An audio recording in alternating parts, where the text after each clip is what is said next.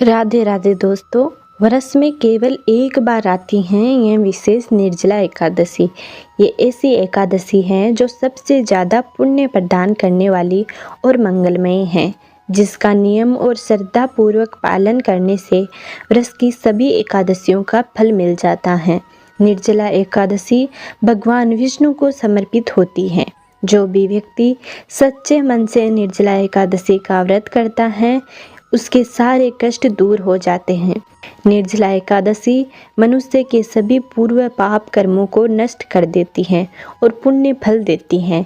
कोई भी मनुष्य कितना ही पापी और दुष्ट क्यों न हो, लेकिन अगर वह भगवान के प्रति पूर्ण श्रद्धा भाव से अन्न और जल का त्याग करके इस निर्जला एकादशी के व्रत का पालन करता है तो उसका उद्धार हो जाता है, उसके सौभाग्य के द्वार खुल जाते हैं और न केवल उसके पापों का विनाश होता है बल्कि अंत में उसे मोक्ष की प्राप्ति होती है।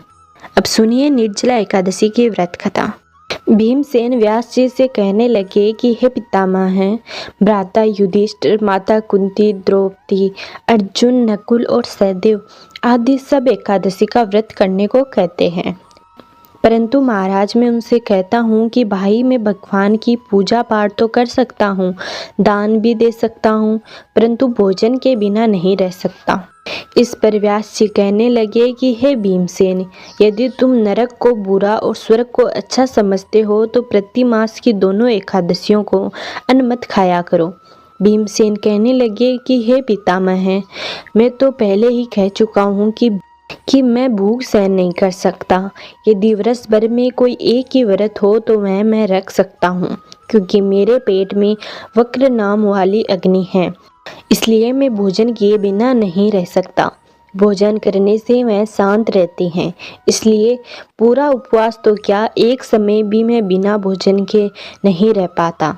अतः आप मुझे कोई ऐसा व्रत बताइए जो वर्ष में केवल एक ही बार करना पड़े और मुझे स्वर्ग की प्राप्ति हो जाए। श्री व्यास जी कहने लगे कि हे पुत्र, बड़े बड़े ऋषियों ने बहुत शास्त्र आदि बनाए हैं जिनसे बिना धन के थोड़े ही परिश्रम से स्वर्ग की प्राप्ति हो सकती है। इस प्रकार शास्त्रों में दोनों पक्षों की एकादशी का व्रत मुक्ति के लिए रखा जाता है। व्यास जी के वचन सुनकर भीमसेन नरक में जाने के नाम से भयभीत हो गए और कांपकर कहने लगे, अब क्या करूं? मास में 2 व्रत तो मैं नहीं कर सकता, हाँ वर्ष में एक व्रत करने का प्रयत्न अवश्य कर सकता हूँ। अतः वर्ष में केवल एक व्रत करने से यदि मेरी मुक्ति हो जाए तो ऐसा कोई व्रत बताइए। यह सुनकर व्यास जी कहने लगे कि वृषभ और मिथुन की संक्रांति के बीच ज्येष्ठ मास के शुक्ल पक्ष की जो एकादशी आती है उसे निर्जला एकादशी कहते हैं। तुम उस एकादशी का व्रत करो। इस एकादशी के व्रत में स्नान और आचमन के सिवा जल वर्जित है। आचमन में 6 मास से अधिक जल नहीं होना चाहिए, अन्यथा वह मद्यपान के संदर्भ हो जाता है। इस दिन भोजन नहीं करना चाहिए, क्योंकि भोजन करने से व्रत नष्ट हो जाता है। यदि एकादशी को सूर्योदय से लेकर द्वादशी के दिन सूर्योदय तक जल ग्रहण न करे तो उसे सारी एकादशियों के व्रत का फल प्राप्त होता है। द्वादशी को सूर्योदय से पहले उठकर स्नान आदि करके ब्राह्मणों को दान देना चाहिए। इसके पश्चात भूख व संत पात्र ब्राह्मणों को भोजन कराकर फिर आपको भोजन करना चाहिए।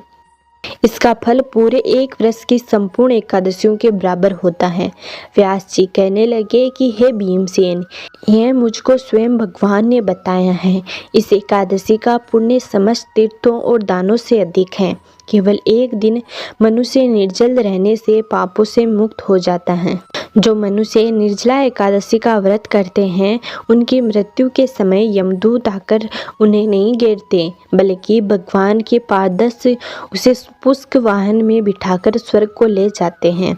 अतः संसार में सबसे श्रेष्ठ निर्जला एकादशी का व्रत है, इसलिए यत्न के साथ इस व्रत को करना चाहिए। इस दिन ओम नमो भगवते वासुदेवाय मंत्र का उच्चारण करना चाहिए और गोदान करना चाहिए। इस प्रकार व्यास जी की आज्ञा अनुसार भीमसेन ने इस व्रत को किया, इसलिए इस एकादशी को भीमसेनी या पांडव एकादशी भी कहते हैं। निर्जला एकादशी का व्रत करने से पहले भगवान से प्रार्थना करें कि हे भगवान, आज मैं निर्जला एकादशी का व्रत करता हूँ। दूसरे दिन भोजन करूँगा। मैं इस व्रत को पूरी श्रद्धा पूर्वक करूँगा, अतः आपकी कृपा से मेरे सारे पाप नष्ट हो जाए। इस दिन जल से भरा हुआ एक घड़ा वस्त्र से ढककर स्वर्ण सहित दान करना चाहिए। जो मनुष्य इस व्रत को करते हैं उनको करोड़ पल सोने के दान का फल मिलता है, और जो इस दिन यज्ञादि करते हैं उनका फल तो वर्णन ही नहीं किया जा सकता। इस एकादशी के व्रत से मनुष्य को विष्णु लोक की प्राप्ति होती है। जो मनुष्य इस दिन अन्न खाते हैं वे चांडाल के समान हैं, वे अंत में नरक में जाते हैं। जिसने निर्जला एकादशी का व्रत किया है वह चाहे ब्राह्मण हत्यारा हो, मद्यपान करता हो, चोरी की हो या गुरु के साथ द्वेष किया हो, मगर इस व्रत के प्रभाव से स्वर्ग जाता है। हे कुंती पुत्र, जो पुरुष या स्त्री श्रद्धा पूर्वक इस व्रत को करते हैं उन्हें अग्रलिखित कर्म करने चाहिए। प्रथम भगवान का पूजन करना चाहिए, फिर गोदान करना चाहिए, ब्राह्मणों को दान व दक्षिणा देनी चाहिए तथा जल से भरे कलश का दान करना चाहिए। निर्जला एकादशी के दिन अन्न, वस्त्र, ज्योति आदि का दान भी करना चाहिए। जो मनुष्य भक्ति पूर्वक इस कथा को पढ़ते हैं या सुनते हैं उन्हें निश्चित ही स्वर्ग की प्राप्ति होती है। तो दोस्तों, ये थी निर्जला एकादशी की व्रत कथा। उम्मीद करते हैं आपको ज़रूर पसंद आई होगी। यदि आपने अभी तक हमारे चैनल को सब्सक्राइब नहीं किया है तो सब्सक्राइब कर लें। मिलते हैं अगले वीडियो में, तब तक नमस्कार।